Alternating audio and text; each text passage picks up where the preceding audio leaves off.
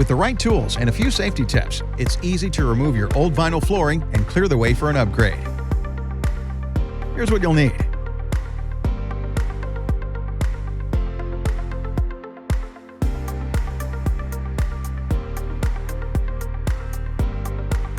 First, properly assess your old flooring before starting demo. If installed prior to 1980, it may contain asbestos. If so, it's best to leave the vinyl undisturbed and install your new flooring over the old one. To prepare for removal, remove everything out of the space so you'll have room to work. Next, you'll want to remove the trim around the perimeter.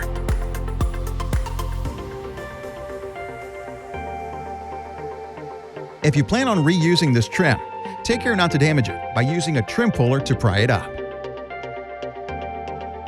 You may also need to unscrew or pry up any metal transitions holding the vinyl in place.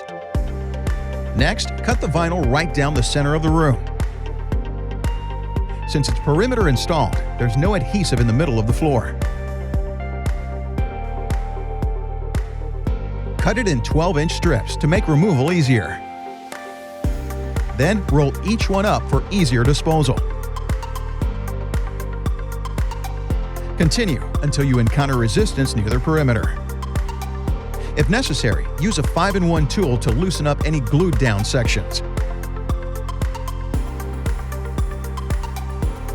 As you approach the perimeter of the room, use the flat section of the pry bar or scraper to chip away any remaining adhesive. If necessary, use a heat gun to help soften stubborn residue.